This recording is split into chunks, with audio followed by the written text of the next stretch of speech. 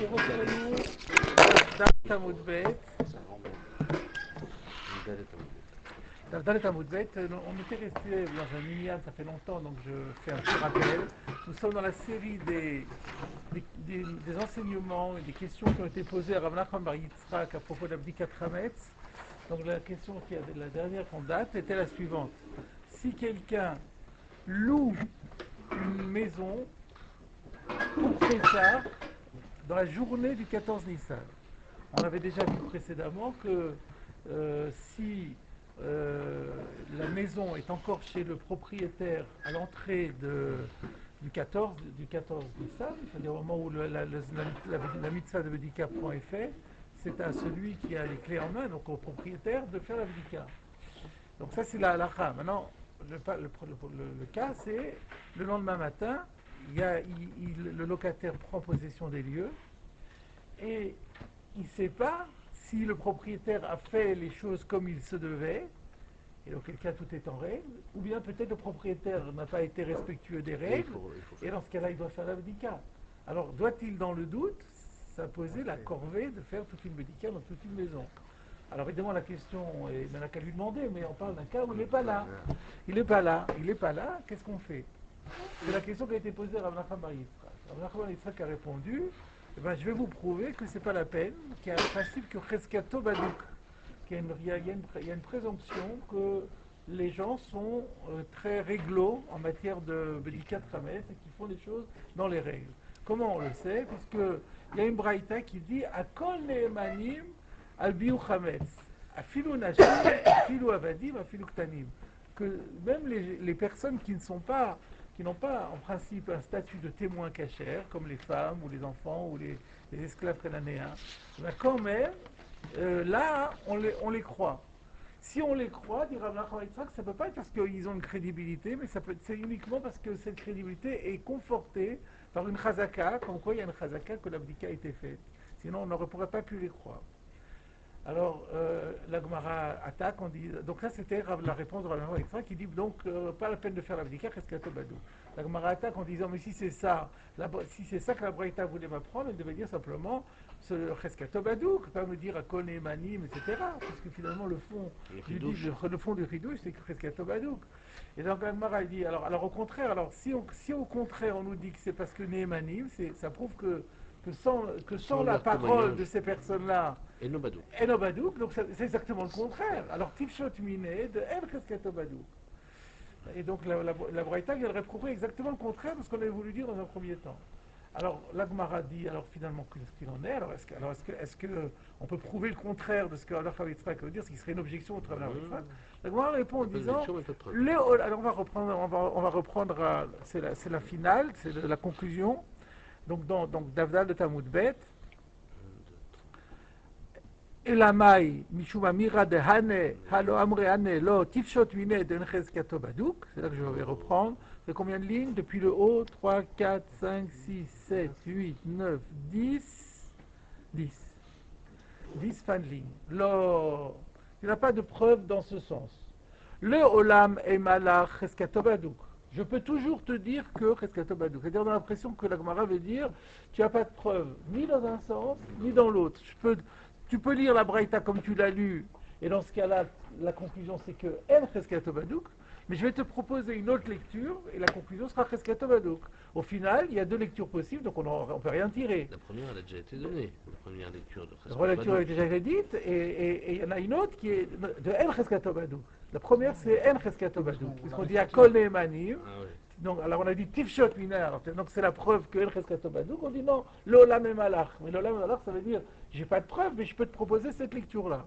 Ça, je prépare ça par rapport à la suite pour savoir donc, quelle sera la conclusion halachique au final. En tout cas, on est de loin pas encore là.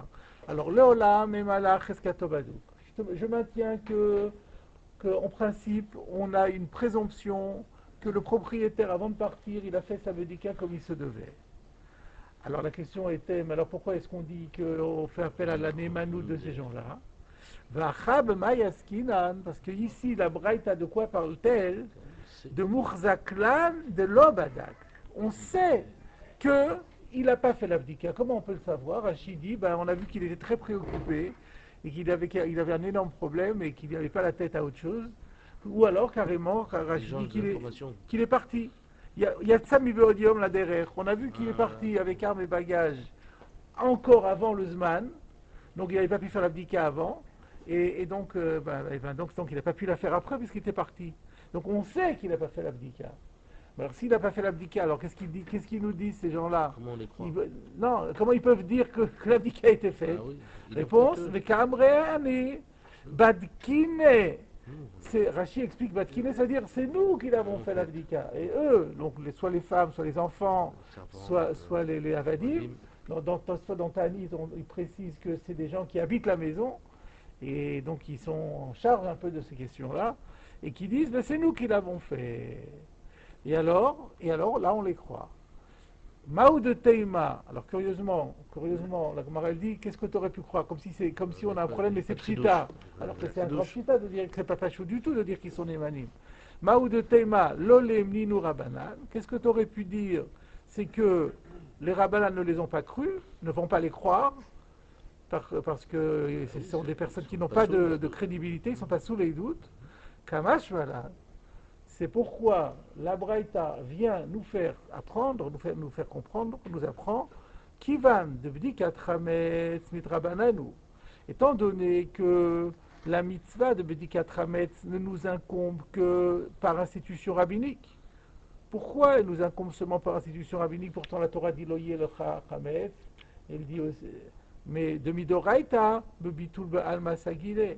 Parce que Minatora, pour ne plus être ouvert Balira et Balimatse, et pour accomplir la mitzvah de la tâche Bitul, il suffit de faire Bitul, une simple annulation.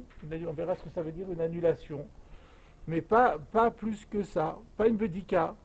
On n'a pas besoin de faire de bedika, on fait un Bitul, et on sait ce que c'est le Bitul, dire Kol Chamira v'Chamira de Hitli, Levé Batev, Afra Dehara, donc j'ai pas besoin de me fatiguer à chercher.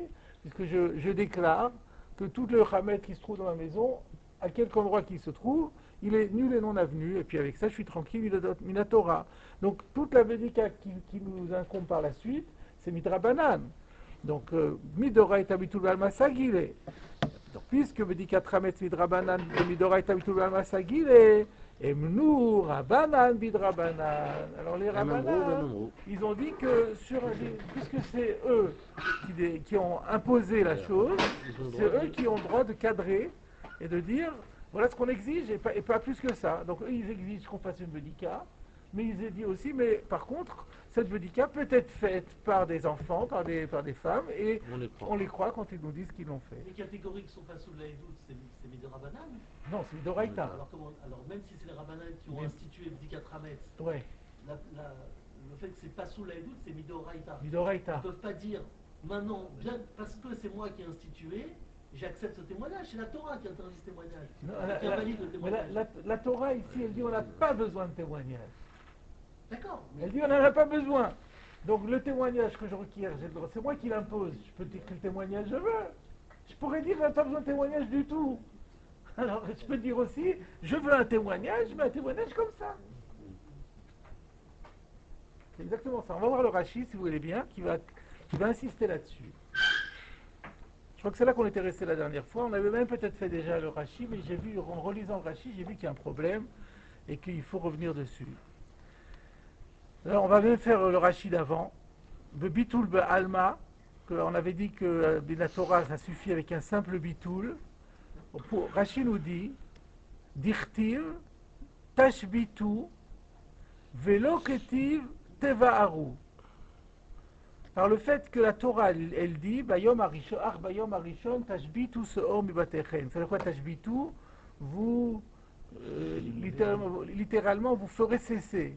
Shabbat, c'est Shabbat Vayinafa. Shabbat, ça veut dire cesser. L'ashbit, c'est faire cesser.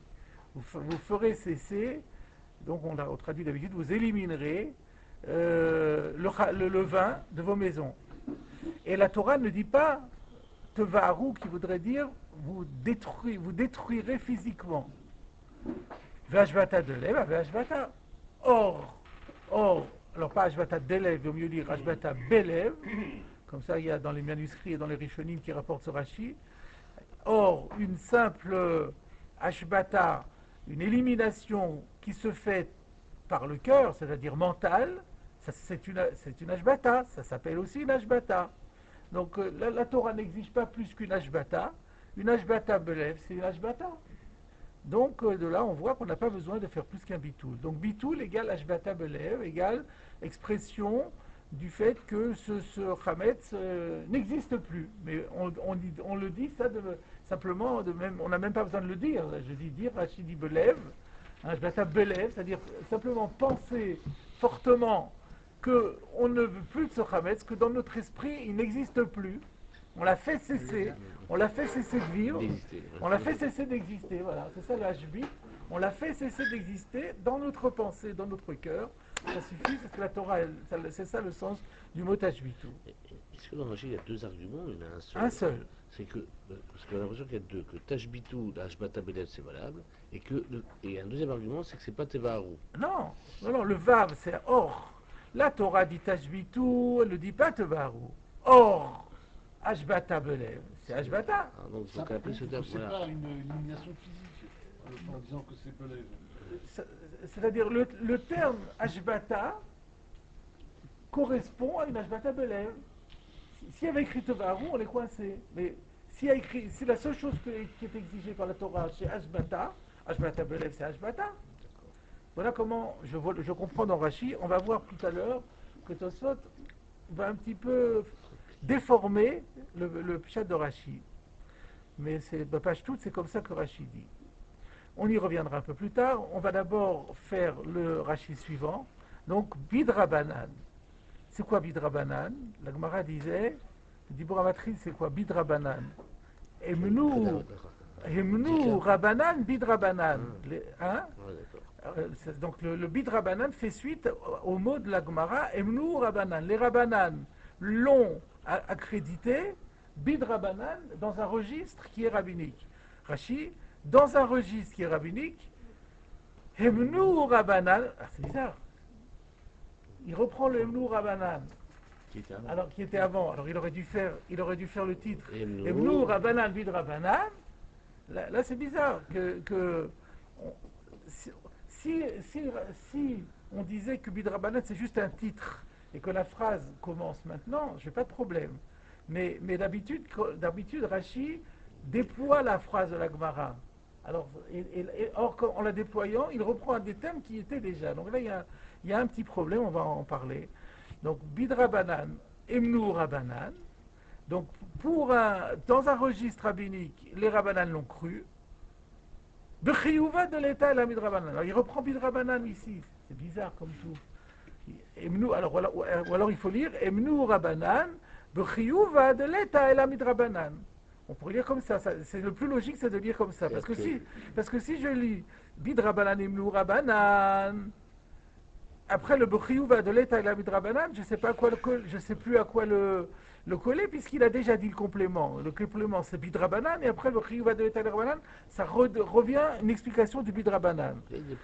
Donc il vaut bien peut-être mieux dire qu'exceptionnellement, Rashi ne déploie pas la phrase de la Gemara, et il fait comme ça. Il prend Bidrabanan comme titre, et il commence une glose. Voilà, ce sont les deux solutions qu'on a de compréhension dans Rashi.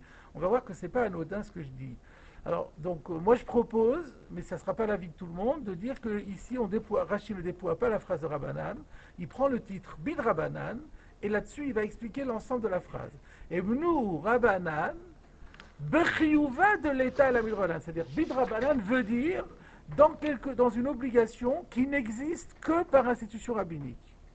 De Hemitzrihu, Vemitiru Lismor, Bamiratan Shelelu. C'est exactement ce que j'expliquais il y a un instant. C'est que c'est eux qui ont exigé. Donc, puisque c'est eux qui ont exigé, c'est eux aussi qui ont permis de se baser sur la parole de ces gens-là. À partir du moment où c'est eux qui créent l'exigence, ils ont le droit d'exiger ce qu'ils veulent et de se contenter de ce qu'ils veulent. Rashi poursuit en disant Vekoach beyadehem leha'aminam bemide de l'avdoraita. Et ils ont le pouvoir d'accréditer donc les femmes, les enfants, etc., dans les registres qui ne sont pas thoraïques. c'est pour bien. Donc là, Rashi explique à nouveau Emnu Rabanan, Bidrabanan. Et moi, j'avais un problème quand j'ai relu ce Rashi, c'est que j'ai l'impression que c'est redondant. La dernière phrase ne rajoute rien quand il dit. Il a déjà expliqué que Hem Etriru, Vem Itiru. Alors, Koach Beyadam, évidemment. Koach Beyadam, la Mina B'Minelav d'Oraïta, paraît complètement superflu. Voilà le problème que j'avais ce matin.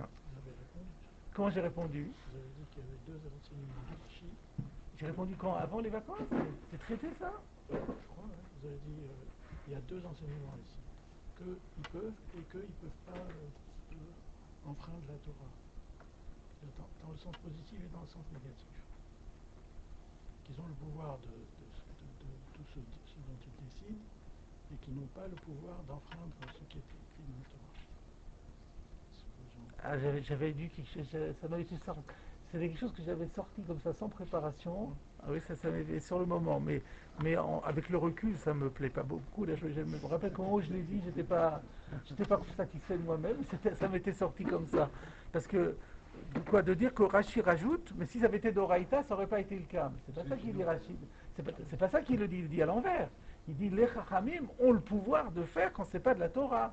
Alors donc, ici c'est la Torah, ils n'ont pas le pouvoir, mais c'est évidemment, d'abord c'est évident, et puis ça rentre mal, donc je me remets en question. Donc les vacances servent à quelque chose. Alors, excusez-moi, mais oui. On voit depuis le début là, cette braïta qui a été amenée, on a l'impression que c'est spécifique à Bikat Ramet. Bien sûr. Rachim. Ah oui. Or là, Rachid, d'après ce qu'il explique, le concept, c'est que ça devrait être valable dans tout ce qui est de Midrabanan. Non, c'est la Khamil qui décide, au cas par cas. Dans tout ce qui est Midrabanan, ils ont le pouvoir de faire ce qu'ils veulent. Et des fois, ils vont. Et ils l'ont fait que pour Bikat Ramet. Ah bah oui, peut-être pour d'autres choses aussi, mais c'est au cas par cas. Donc, dans la Bikat Ramet, oui, ailleurs, non. On va voir dans Troumim que ailleurs, non. pas forcément. Pas forcément. Puisque dépendre. c'est de l'arbitraire en quelque C'est sorte. eux qui décident. Il faut revenir dans chaque catégorie rabbinique, il faudra se poser la question. Alors, le Gilion Maharsha rapporte un auteur qui s'appelle Megillat Esther, qui se pose la question de Rashi et qui dit que Rashi a fach et aseder. C'est-à-dire que lui, il a compris que Rashi a fait exprès de mettre Hemnu Rabanan après Midrabanan pour renverser l'ordre de la Gemara. Moi j'ai dit que c'est difficile parce qu'après Bechiyuv va de l'État ne colle mal avec ça. Mais lui il a, donc moi j'ai dit exceptionnellement, on va dire qu'il ne déploie pas la phrase de la Gemara. Le Megillat Esther pense qu'il n'y a pas d'exception. Rashi déploie la phrase de la Gemara. Donc s'il déploie la phrase de la Gemara, c'est-à-dire que alors que la Gemara disait Hemnu Rabanan Bidrabanan, Rashi éprouve la nécessité de dire non, c'est pas comme ça, c'est écrit comme ça dans la Gemara, mais il ne faut pas le comprendre comme ça. Il faut le comprendre comme c'était écrit Bidrabanan et Mnu Rabanan. Qu'est-ce que ça change? Elle explique le problème, il pose la question suivante. Il dit il y a un problème qu'on a déjà rencontré, que En Beddin Yachol le Batel Divrei Beddin Chavero Ela Imken Gadol ou Mimenu B'Chochma ou B'Minyan. C'est-à-dire qu'un Beddin, s'il y a un Beddin dans une génération donnée qui a pris une décision dans le sens de l'interdiction, un Beddin qui vient après ne peut pas ne peut pas aller annuler l'interdiction précédente, à moins qu'il soit plus fort que lui. Or, nous savons qu'il y a Yoridat Adorot. Donc, jusqu'à la venue de Yehouanavi, à ce moment-là, ça changera peut-être. Mais d'ici, chaque fois que les générations passent, les Batédinim d'une génération sont toujours plus faibles que la génération d'avant.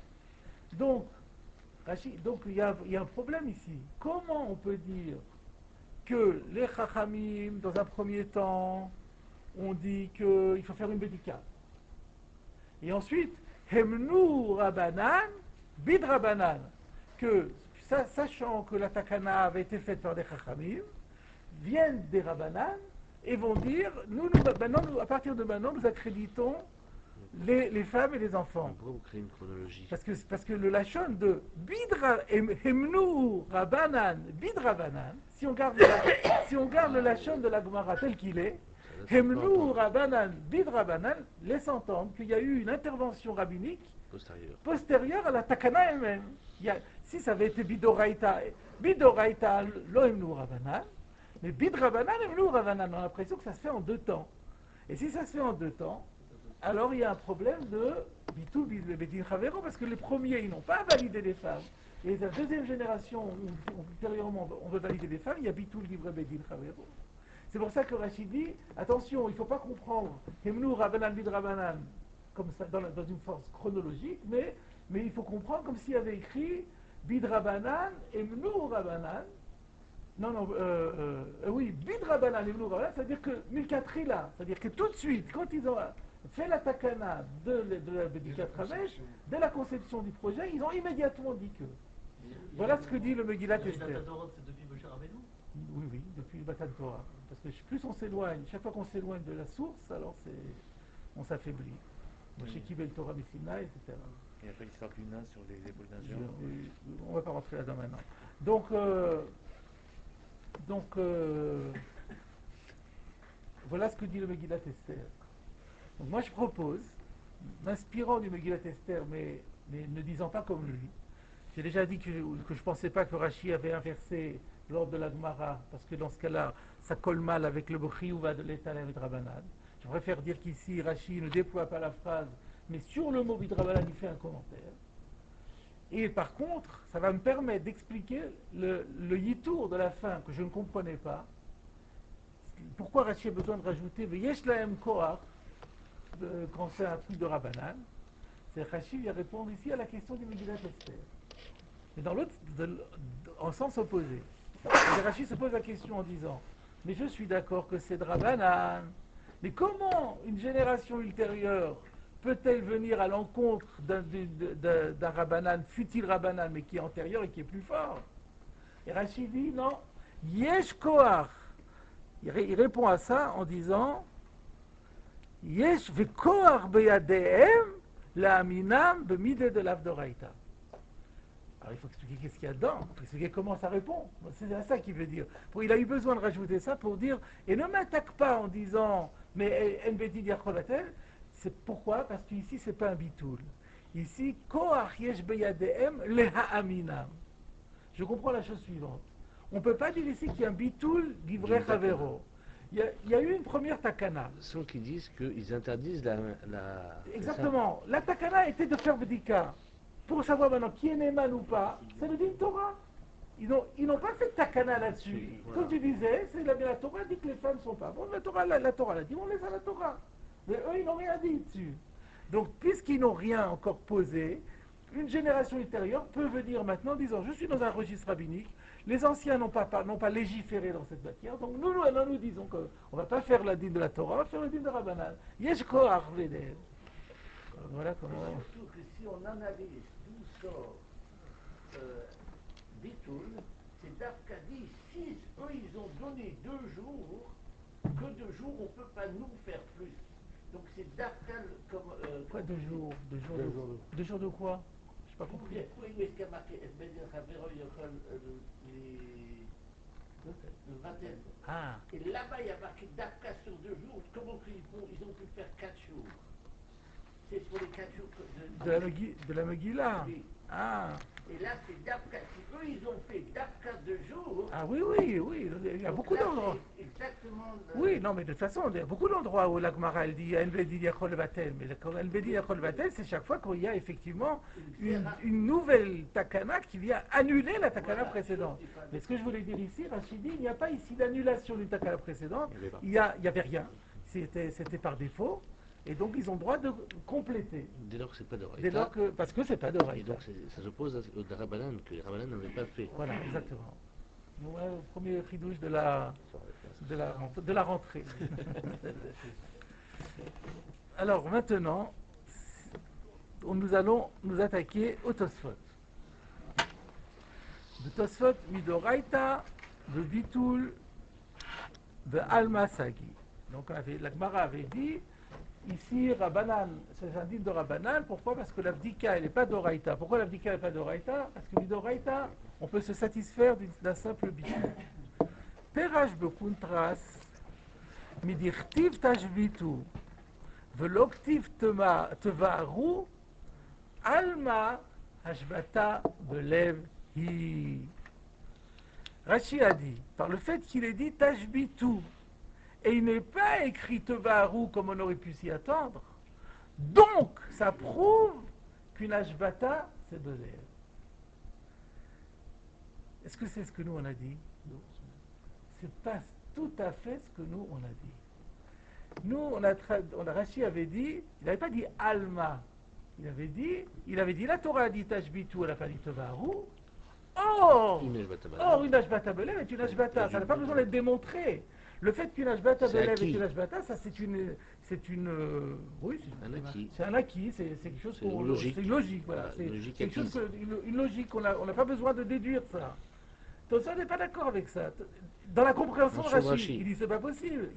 Quelle logique il y a à dire que l'Ashbata Belev c'est une Ashbata? Donc c'est pas ça que Rashi a voulu dire. Donc Tosfot qui n'est pas Daïkan dans les propos de Rashi qui majore toujours la compréhension par rapport à la terminologie, il dit non, ce que Rashi a voulu dire, c'est qu'il y a une dracha ici. C'est qu'on s'attendrait à ce qu'on dise Tevaharu, la terminologie habituelle, attendue de la Torah pour dire qu'il faut détruire, c'est Tevaharu. Comment ça se fait qu'il y a écrit Tashbitu? C'est pour t'apprendre qu'ici, on n'a pas besoin d'un bio physique, mais une sorte d'élimination mentale marche aussi. Donc c'est le Shinui Lachon qui prouve ça, mais pas le mot lui-même. Oui, et donc moi j'ai dit, c'est le Shinui Lachon, et donc c'est un yitour en fait. Voilà, c'est une dracha. D'après le Tosfot, c'est une dracha. D'après ma compréhension à moi, c'est pas une dracha, c'est le sens simple des mots. Donc voilà, j'étais un peu perplexe en voyant ça. Et après j'ai été très très heureux. J'ai trouvé ça dans le Ramban. C'est incroyable. Alors, vraiment là, j'espère que je retrouve ma feuille. Voilà. Non, c'est pas celui-là. Voilà. C'est ici. Alors, jusqu'à présent, il n'y avait pratiquement pas de Ramban sur Psachim. Et là, sur cette soulia, il y a un très long développement du Ramban qui est très important. Le Ramban, vous savez que le Ramban est un des Rishonim les plus importants, les plus anciens d'Espagne, Rabbi Moshe ben Nachman. Et donc, voilà, j'ai noté ces propos de la façon suivante. Vekach hu mashmaut ashbata b'chol makom. C'est ça le sens du mot ashbata partout, dans toutes les occurrences. Ke'inyan velo tashbit melach berit elokecha. On dit à propos des korbanot, tu ne feras jamais cesser le sel d'alliance de tes sacrifices. Il faut toujours mettre du sel. Il y a écrit l'otashbit, ça veut dire tu ne t'abstiendras pas, tu ne feras pas cesser, tu ne feras pas disparaître. Ça veut dire l'otevatel, ça veut dire tu ne l'annuleras pas. C'est physique là-bas. Non, c'est l'otashbit, tu t'abstiendras pas, c'est purement, tu n'as rien à faire. En fait, le l'otashbit t'oblige à mettre du sel. Continue à faire. Donc il n'y a rien à faire. Le l'otashbit, tu ne resteras pas t'abstenant de mettre du sel. Donc l'otevatel. V'chenami mashmaout shvita, la shvita, la grève ou bien la cessation, le chômage, c'est bitoul. Donc il a dit c'est le sens du mot tashbit. Tout ça veut dire bitoul. V'chen unkelos metargem. Comment le Targum Unkelos traduit-il tashbitu soor? Tevatlun chamira. Bitoul. Bitoul en araméen, c'est tashbitu en hébreu. Vezeu she'amru bigmara bipshitut. Maintenant on comprend pourquoi la Gemara elle dit ça de manière toute simple. Atu bedikat chametz doraitaï midrabanani de bitul be'alma sagile. Donc nous on n'a pas vraiment cette. Alors est-ce qu'il fait référence à une autre? On a vu plus haut cette. On a vu plus haut dans c'est une formulation connue ça. Le Kamanyud, je pense, vous voyez là sur Bedoraita Bitul be'alma sagile, il y a encore une autre dans le Masoret Hachas. Il renvoie à Dafyud Amoudal, peut-être c'est Dafyud Amoudal. Mais même ici, quand la Gemara elle dit qui va de Vidikat Chametz Midrabananu de Midoraita Bitul be'alma sagile, elle n'a pas l'air de faire un chidouche. Si c'était une dracha, il faut développer une dracha, il faut amener un pasouk, il faut faire. Là, on a l'air de dire que c'est quelque chose de simple, d'acquis. C'est ce qu'il dit. Donc, et regardez que Zeu Shamru Bigmara Bepshitut, la Gemara le dit de manière simple ou évidente. Est-ce que l'abdikat Chametz c'est Doraita? C'est Midrabanan de Bitul be'alma sagile. Velom Yitura Dichtiv. Ce n'est pas à cause d'un yitour. Alma, pachete de kra, de bitoul. Donc on voit bien que c'est le sens obvi du texte, bitoul. Ou matzati, balachot gedolot, zichrono livracha, dit le Ramban. Il a trouvé un balachot gedolot, c'est-à-dire un auteur de l'époque de Géonim, un très grand auteur, qui dit comme ça, ou batar de badik, après avoir fait l'abdika, me va-t-elle, il va faire le bitoul, dichtiv, tashbitu seor mibatechem. Comme il est écrit, tashbitu seor mibatechem. Il ne dit pas, il a écrit tashbitu, il n'est pas écrit tevarou donc. Non, c'est ça le sens simple. Vezé midrasho shel Rashi. Donc j'étais content, j'avais vraiment bien, juste un mot du vav de Rashi, j'avais compris ça. Il y a juste un point qui me manque encore, qui me frustre, Manaf Kamina. On voit bien ici qu'il y a deux approches. Et le Ramban, surtout, il en met un paquet. Vous avez vu comment il insiste dessus. Il s'oppose C'est clairement. pas un yitour, c'est pas une dracha, c'est le pchitout. Manaf Kamina. Il doit y avoir certainement une nafkamina, mais je ne l'ai pas encore... il faut mettre en mémoire cette double compréhension des propos de Rashi pour demander est-ce que c'est un yitour ou pas. On doit trouver à un moment donné, quelque part, ça doit aider à quelque chose plus tard. Bon, donc ça c'était un premier point. Jusqu'à présent, Tosot n'a fait que citer Rashi, mais simplement nous avons montré que Tosot n'avait pas vraiment été d'accord, même dans Rashi, de le comprendre comme Rashi le dit. Mais de toute façon, Tosot ne va pas être d'accord avec Rashi du tout. Le cacher le riz, le pshat de Rashi fait problème à Rabbi Yitzhak de Dampierre, son arrière-petit-fils. Pourquoi? De Hay Hashbata Avarai Velo Bitul. Alors c'est terrible, ça a l'air d'être une attaque frontale. Tosot dit parce que l'Hashbata de ce verset, elle ne veut surtout pas dire Hashbata, elle veut dire Avara, elle veut dire destruction. Ou même peut-être même veut-elle dire combustion. Et pas du tout Bitul. Comment je le sais? De Tanya Bishmati. Donc Tosfot va apporter une Gemara qui va prouver que la Gemara pense que le mot Tashbitu veut dire Tevaru. Alors ça écrase complètement le pshat de Rashi. Alors nous allons voir la preuve de Tosfot. De Tanya Bishmati, vous avez dans la Masoret Hachas, ou en tout cas dans la mienne, il y a écrit que c'est d'affaire Amoudal, c'est-à-dire à la page d'à côté, on va le voir tout de suite, où il y a écrit Rabbi Akiva Omer En Sarich, Areu Omer Tashbitu, ou Matzinu La'avara, Sheyav Melacha. Alors je traduis, mais on va regarder le texte pour mieux le comprendre. Rabbi Akiva a dit c'est pas la peine. Le verset dit Tashbitu, or nous savons que la combustion c'est Av Melacha. Bon, c'est pas très clair. Donc je vous propose de regarder tout de suite la Gemara d'Afé Amoud Aleph. Donc vous passez de la page d'à côté. Vous allez voir vers le bas. Tanya Nami Achi, c'est-à-dire 4 lignes avant l'élargissement au bas de la page. Vous voyez? Tanya Nami Achi, la Gemara va apporter une braïta. Ach bayom harishon tashbitu seor bibatechem. Vous savez que la Torah, quand elle parle d'éliminer le levain des maisons, elle dit de le faire le premier jour. Ça veut dire quoi le premier jour? Du mois. Alors la Gemara demande, mais Erev Yom Tov ou Enala B'Yom Tov Atzmo? Parce que le premier jour, pour nous le premier jour de Pessah, c'est quand? C'est Yom Tov. Alors est-ce qu'ici Bayom Harishon, nous savons que le Tashbitu on le fait le 14. Mais c'est un problème parce que Bayom Harishon, en principe Bayom Harishon c'est le premier jour de fête, c'est le 15, c'est pas le 14. Donc la question mérite d'être posée. Et c'est la Braïta qui demande. Que signifie ce Bayom Harishon? Est-ce qu'il signifie le 14 Nissan, ce qui voudrait dire qu'en fait Pessah commence déjà Erev Yom Tov? En fait on devrait parler de 8 jours de Pessah, même en Eretz Israël. La veille de Pessah comptant comme premier jour de Pessah. Et c'est le cas finalement. On ne le voit jamais comme ça, mais c'est le cas.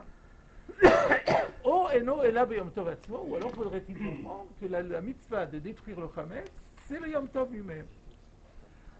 Talmud Lomar, c'est pour répondre à ta question que le verset dit Lo tishrat al Chametz dam zifri.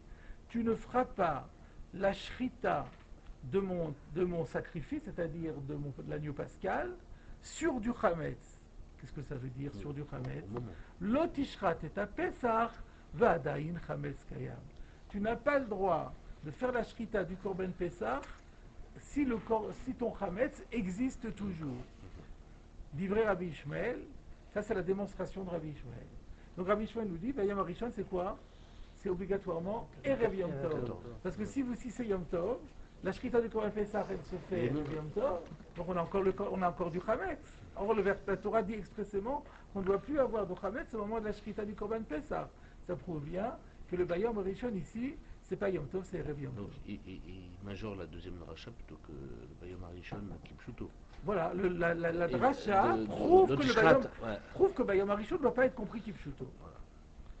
Mais ça, on avait admis que c'était possible. Mais là, c'est vrai que cette dracha, elle est imparable, il n'y a rien à dire. Le Rabbi Akiva va être d'accord aussi, mais il va dire Enot Sarich. Donc on continue, Rabbi Akiva Omer, Enot Sarich. Je suis d'accord que ta dracha, elle est tout à fait impeccable, mais c'est même pas la peine d'arriver si loin. On peut arriver au même résultat de manière encore plus simple, plus directe. Pourquoi? Areu Omer, Ach Bayom HaRishon Tashbitu, c'est-à-dire du contexte lui-même. Toi, tu cherches un autre verset d'un autre contexte, mais non, ton verset lui-même, il le prouve. Pourquoi? Parce qu'il a écrit Bayom HaRishon Tashbitu Seor Mibatechem. Et alors? Urtiv Kol Melacha Lo Ta'asu. Il a écrit qu'on n'a pas le droit de faire un travail le Yom Tov. Umatzinu la Avara chez Melacha. Avara Tashbitu. Avara, c'est brûler. Brûler, c'est le melacha. On n'a pas le droit de faire de melacha le Yom Tov. Comment tu pourrais dire que le tashbitu de la Torah, c'est Yom Tov? Mais c'est pas possible, parce que ça ferait transgresser Yom Tov. Donc le Torah, c'est Rev Yom Tov. Donc il assimile le tashbitu à une avara. Donc ce que pour lui, pour Rabbi Akiva, c'est clair que tashbitu, ça veut dire avara. Parce que si vous dites que tashbitu, c'est une annulation mentale, ben on peut le faire Yom Tov, l'annulation mentale, c'est pas un problème. Ou la démonstration que c'est quoi l'otasu kol melacha? On ne fait pas de feu Yom Tov. Hein? On ne fait pas de feu Yom Tov. On fait pas de feu Yom Tov? Je t'ai compris là-dedans, non? Ça peut pas être le feu parce que c'est... On fait pas de feu Yom Tov. Ouais. C'est melacha, on fait pas de melacha Yom Tov. Non, mais le feu on a le droit puisque c'est pour cuire. C'est pas Non, mi-temps. pour cuire, on a détruit. Voilà. D'accord, mais comment on tient tout le bien de Sorer? Ça s'appelle pas de soraire. Ça serait pas un soraire. La mitzvah, c'est pas un tzorer? La mitzvah de tashbitu? Ah bah voilà, apparemment oui. Ça fait déjà partie des difficultés qu'on verra dans la Shuria, sur place quand on y arrivera. Clairement, il considère que ça ne s'appelle pas un tzorer. C'est pas ton tzorer à toi. C'est la kher. Alors on dit mitor chez Utar le tzorer au khenefesh, Utar a mis le chez le tzorer, mais il faut un tzorer physique, un tzorer personnel. Pas le tzorer de la Torah. Le tzorer de la Torah, c'est pas un tzorer. Apparemment, c'est ça le pshat. Mais bon, ou alors il ne tient pas mitor. Il peut ne pas tenir mitor. C'est pas la question maintenant. En tout cas, après la preuve paraît énorme. Mais quand Rabbi Akiva il parle tashbitu, parce qu'il intègre aussi la takana des Chachamim. Quelle takana on est en train de faire parce que Midoraita, Bebitul, Be'alma Sagi, tout le monde est d'accord avec ça. C'est une mara Befourchette. On ne voit pas pourquoi il serait.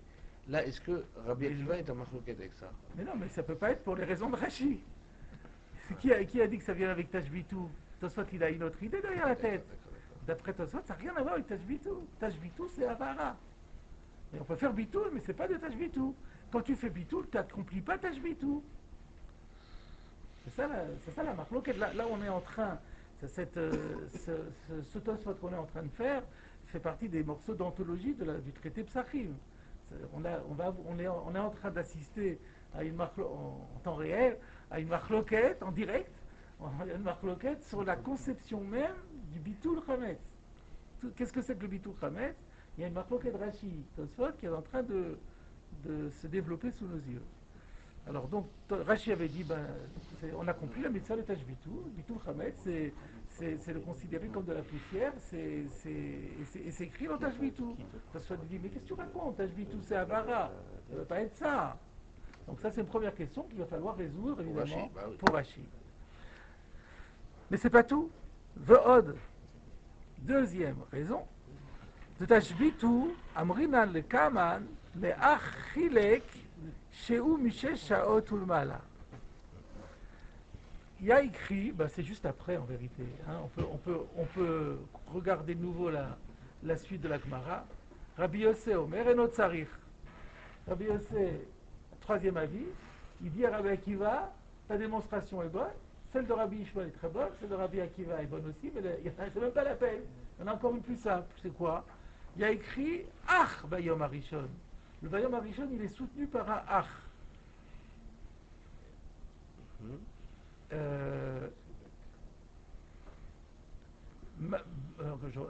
הרי אומר ביום הראשון תשביתו זורעתכם, מערב יום טוב אינו אלא ביום טוב. תלמוד לומר, אך חילק. Le ach coupe la journée en deux. Ve'i beyom tov atzmo mishari. Et si c'était le jour de Yom Tov dont on parle et qu'on coupe en deux, Haït kash ashbatat seor l'achilat chametz, vachilat chametz, l'achilat matzah. Mais pourtant,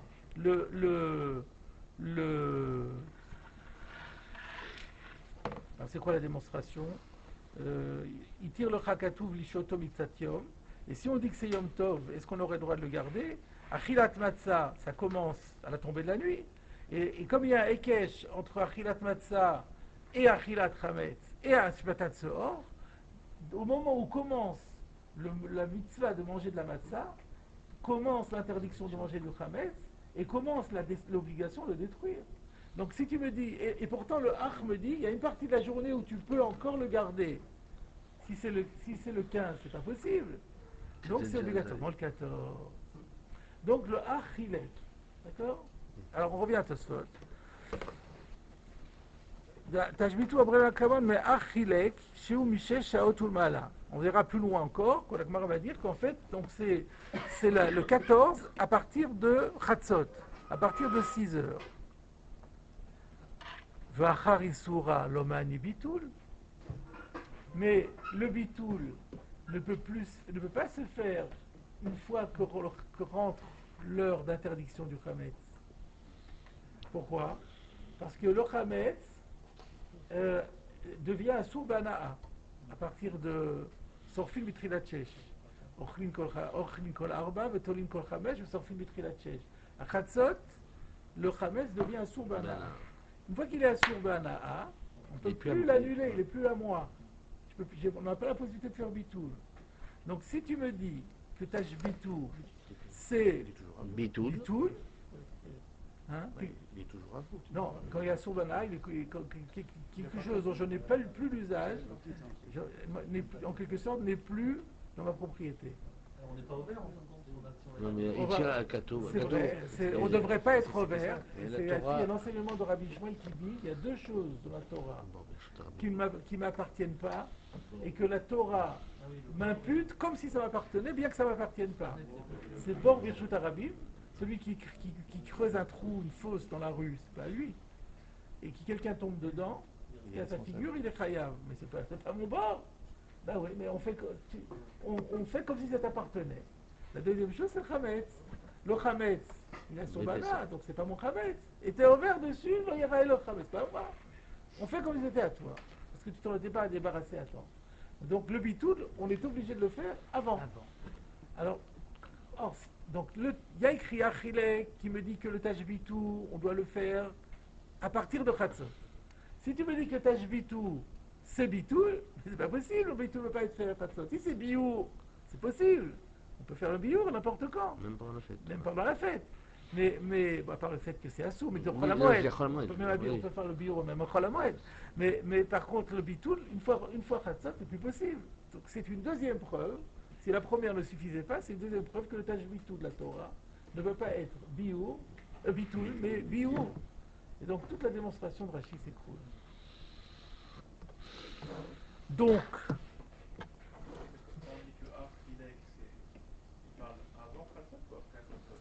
Ach coupe en deux. Et ça veut dire, Ach veut me dire que pendant toute la première moitié de la journée, tu peux le garder. Et donc tu fais ton Tashbitou après. À partir de la deuxième partie de la journée. Pour dire que c'est le 14, pas le 15. Donc là c'était la démonstration pour dire que c'était le 14, mais de toute façon on rapporte une autre Mara qui dit que ça va être Mishesh Shaot Ulmala. Donc que de ce Achilek, le Koulé Alma, le 14, tout le monde est d'accord que de ce Achilek, on apprend que le Ach me dit que c'est à partir de Khatson, Michel Shaotulmala, qu'à ce moment-là, il y a le din de Tashbitou qui prend effet.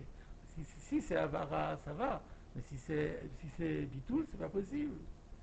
C'est QFD.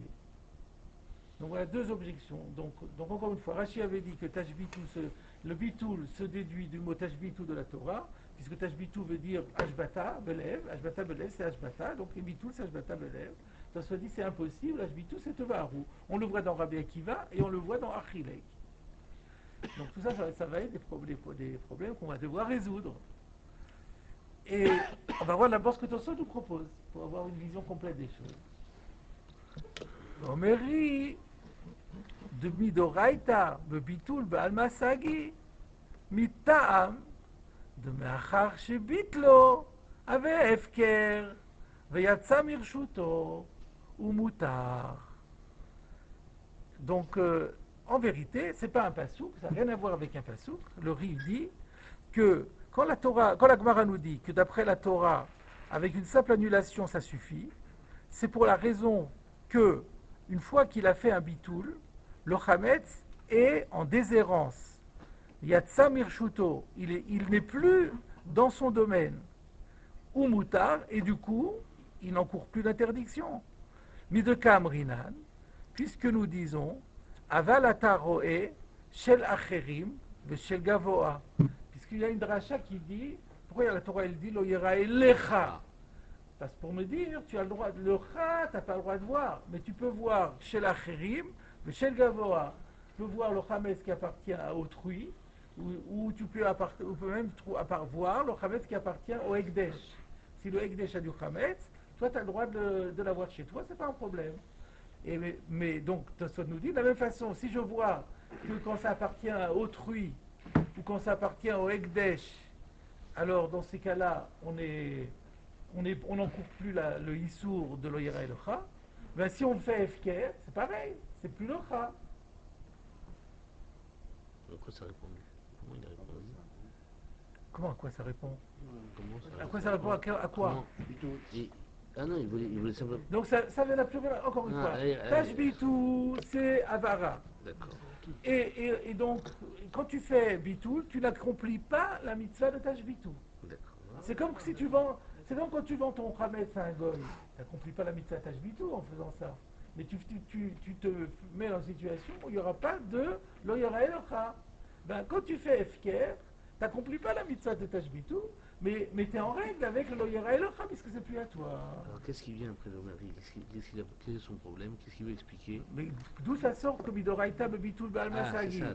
Puisque c'est pas le Tashbitou. C'est pas du terme Tashbitou, alors ça sort. Quoi, c'est pas grave. Efker. Alors, toi, ça, tu as un problème. Il dit Vada Amrinan Benedarim, Efker Bifnei Shlosha. Mais il y a un problème parce que dans Nedarim, on dit que pour faire Efker, donc vous avez compris que Efker, c'est une mise en déshérence des biens qui nous appartiennent. Tout homme a la possibilité de se défaire des biens qu'il possède. Pas très intelligent a priori de faire ça, mais on a la possibilité de le faire. Il y a des cas comme pour le Khamet, ça peut être intéressant. Et comment on fait ça? Est-ce qu'il y a un kinyan à faire? Est-ce qu'il y a un acte à faire? Pas du tout. Une simple déclaration suffit. Et c'est ça d'ailleurs le bitoul. Le bitoul, c'est le Efker. Mais tellement on se dit, mais dans la Gemara, dans le Darim, où on parle de ce concept de Efker, on dit que pour qu'il soit valable, le Efker, il doit être exprimé devant 3 personnes. Or, on n'a jamais entendu dire que le bitoul doit être fait devant témoin. Il peut même être fait par la personne toute seule. On a même une question de savoir s'il doit être dit ou pensé. Parce que nous, on n'a pas vu encore bitoul belev. On a vu, nous, dans Rashi a dit, Ashbata belev. Dans la Gemara, on n'a pas vu. Mais donc, d'après Rashi, on a vu que c'est vrai qu'on n'a même pas besoin de le dire. Même belev, ça suffit. Donc, comment on peut dire que c'est efker? Voilà la question de Tosfot. Tosfot répond Midoraita en Sari. C'est un din de Rabbanan. C'est un din de Rabbanan. C'est un din de Rabbanan. C'est-à-dire, Doraita, on a besoin de personne. On peut faire Efker tout seul. C'est les Rabbanan qui ont exigé. Donc, Midoraita, Bitul Baalmasagi. Alors là, il y a une question. Je vais commencer par la fin. Il y a une question évidente qui se pose qui est, mais attends, qu'est-ce que c'est cette réponse-là? D'accord. Midoraita, je suis d'accord. Bitul Balma Sagi. Mais le Maasé, le Bitul, on le fait aujourd'hui. Et on ne le fait pas devant 3 personnes. Et comment ça marche? Alors Midrabanan, le Hametz reste toujours à moi. Alors je vais être vers Baliré, c'est au moins Midrabanan, si ce n'est même Doraïta, parce qu'on peut, on peut très bien dire qu'à partir du moment où Midrabanan, le Hametz m'appartient, c'est-à-dire les Rabbanan estiment que ce Hametz m'appartient, ben, la Torah va dire ben, dans ce cas-là c'est Yera Elecha. Ça t'appartient, aux yeux des rabbins ça t'appartient, ben, je reconnais, la Torah reconnaît ce que font les rabbins. Donc même peut-être Midoraïta il va être ouvert. Mais disons que non, au moins Midrabanan il est ouvert. C'est pas possible. Donc ça c'est une question aussi. Donc, la réponse la plus, je l'ai trouvée, mais je me l'étais faite, je ne sais plus où je l'ai trouvée, mais je me l'étais faite moi-même, c'est de dire que la Kavanat Tosfot, c'est de dire que, donc Midoraïta, on n'a jamais besoin de faire devant 3. Les Rabbanan ont fait une takana qu'il faut le faire devant 3, mais pas pour le Khamet. Pour tout, pour les problèmes de Benadam Lachavero. Mais par rapport au Hametz, où ils ont voulu faciliter les choses, il n'y avait aucune raison de modifier le Din Torah. Alors c'est vrai que ça fait un peu désordre, que le Hefker a des règles différentes suivant qu'on est dans le Hametz ou ailleurs, mais la possibilité, elle existe. C'est Dorak, mais c'est faisable. C'est la manière la plus simple de comprendre pour Tosfot. Voilà, donc nous avons, donc vous avez compris ici, vous avez découvert qu'il y a ici un débat pour savoir si le Bitoul, c'est un Bitoul Belev, une Ashbata Belev, ou bien si c'est Efker. Donc jusqu'au Adayom Azé, ça reste une machloket, et c'est pour ça que dans le Nusach du Bitoul Chametz, il y a deux Nusraot. Il y a un Nusach Levé Kafra de Hara, et puis Levé Efker Kafra de Hara. Et il y en a qui disent qu'il vaut mieux, la première, puisqu'on le dit 3 fois, l'habitude de réciter 3 fois. Les 2 premières fois, on dit sans Efker. Et la 3e fois, on dit Efker. Pourquoi? Parce que, d'après Rashi, c'est pas Efker. Si vous faites Efker, après vous ne faites plus la mitzvah Tashbitu. C'est plus à vous. Donc si vous dites Levé Efker, Kafra de Hara, mais tu as perdu une mitzvah. C'est vrai que tu as fait Efker, mais tu as perdu la mitzvah. Alors que d'après Rashi, c'est une vraie mitzvah. Donc il vaut mieux dire d'abord, comme Rashi, l'évêque Afra de Hara. Là, j'ai fait la mitzvah. Maintenant, au cas où l'alacha n'est pas comme Rashi, et que dans ce cas-là, ce que j'ai dit qu'Afra de Hara, ça ne sert à rien, vient la notion, alors je dis Efker, et alors, moi je serai plus ouvert sur Baliré Balimassé. Donc ça reste, vous voyez, c'est vraiment un débat de fond qui reste jusqu'à aujourd'hui 2 visions différentes du concept de Bitou. Donc d'après Tosfot, Bitul c'est Avara. Oui, exactement. D'accord. Maintenant, Bitul ça sort d'où? Juste du passouk Bitul, ça sort de la Svara de Efker. Ça n'a rien à voir avec la Torah. On sait qu'il y a un din de Efker dans toute la Torah. Parce que la Gemara, elle a dit des Midoraïta, de Bitul Sagi. À cause du passouk Lo Yira et Midoraïta, de Efker, de Alba Sagi. Puisque tout mon problème, c'est de ne pas être vers l'Oyera et le Kha. Tu fais Efker, c'est Sagi, c'est tout. Comme la Torah Kula, on a le droit de faire Efker, tout simplement. Non, mais j'aurais pu comprendre qu'il y a Birlan, pas de notion de bitoul. C'est-à-dire que moi, je dois me débrouiller pour réellement brûler ton Khamet. Mais non, mais la Torah dit l'Oyera et le Kha. C'est ce que tu as dit, l'Oyera et le Kha. Le Kha, velo shel Ovdei Kochavim, velo shel Evdei.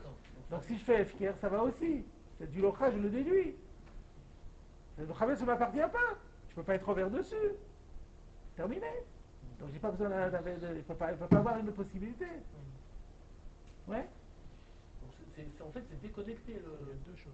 La Havara et le Bitoul n'ont rien à voir. Oui, n'ont rien à voir. Havara, c'est une mitzvah sur mon Khamet. Et le Efker, c'est juste une technique, une solution pour échapper à la mitzvah et aux avérotes qui s'en suivent. Comme la vente du Khamet. La vente du Khamet, c'est exactement la même chose. Je vends le Khamet le plus tard possible pour que les gens puissent encore brûler et accomplir la mitzvah d'Ashbitu. Parce que si je vends trop tôt, Alors après, quand ils brûlent, mais ils ont plus, ils brûlent le Chametz qui est plus à eux. En plus, c'est du viol, en plus. Ouais. Donc c'est complet, voilà. Alors donc maintenant, il faut qu'on réponde à Rachid.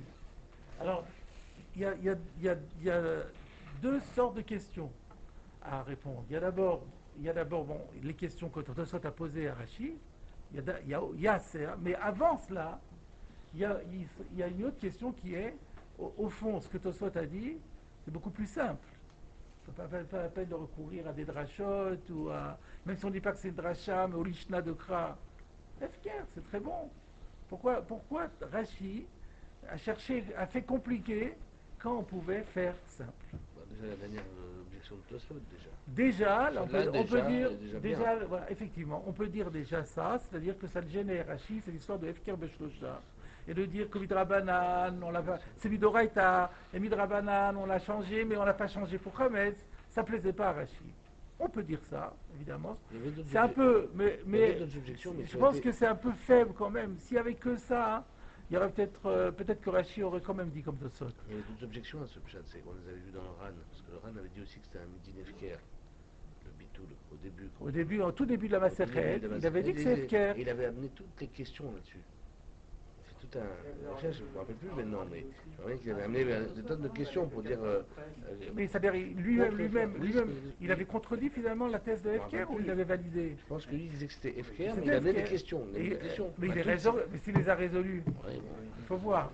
Vous avez raison, c'est possible.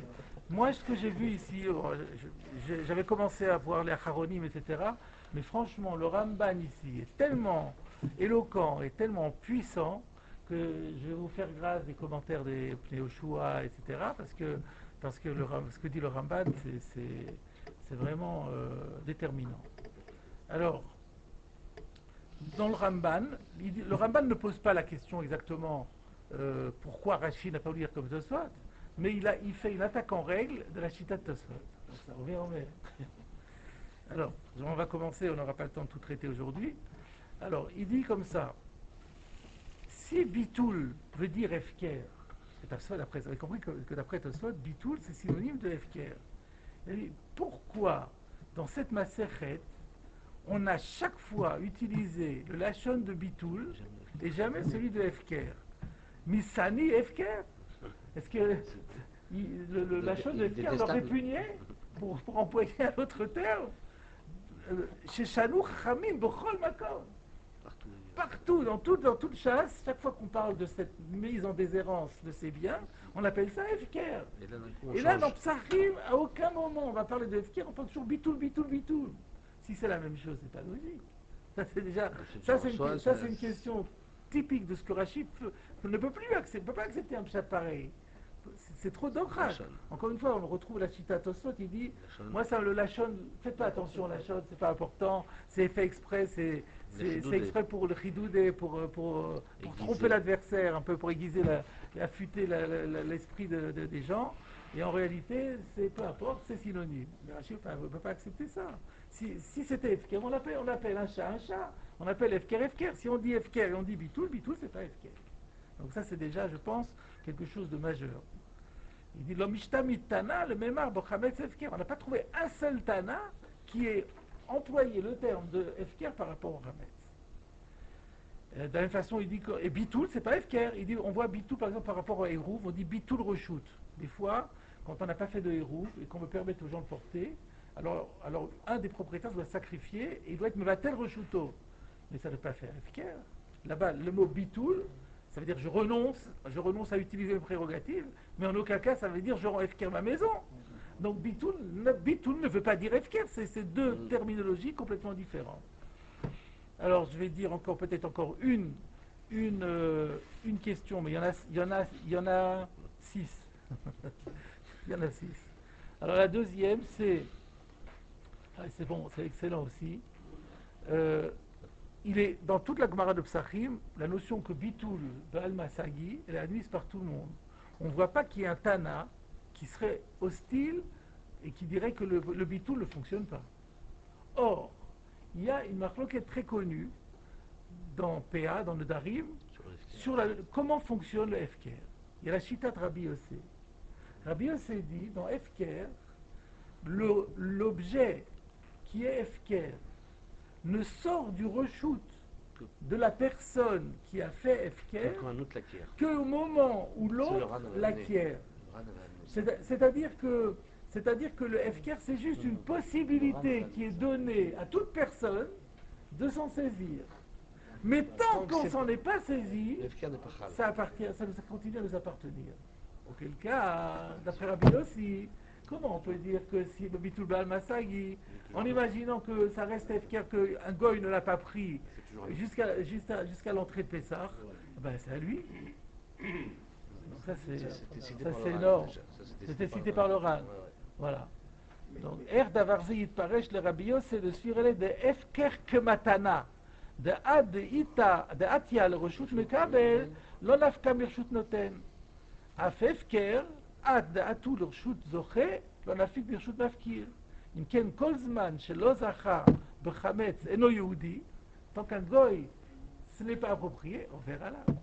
Donc on va déjà se rappeler ces deux objections. La première objection, c'est que ce sont deux terminologies complètement différentes. Bitoul n'a jamais voulu dire Hefker dans le chasse, et que quand on parle de Hefker, on dit toujours Hefker. Ici, on ne trouvera jamais le mot Hefker par rapport au Hametz, donc on voit bien que c'est deux choses différentes. Et en plus, d'après Rabbi Yossi, si c'est Hefker, ça ne pourra jamais marcher. On a déjà deux arguments majeurs qui font que la pshat de Rashi Tosfot, même si paraissait facile, en fait est très compliqué. Rabbi Hanania ben Akashia Omer, רוצה הקדוש ברוך הוא לברך את ישראל, לפי רוב הוא לא יתקבל לכל שנאמר, אינו טיפס בנסיכי את ישראל ויגיד.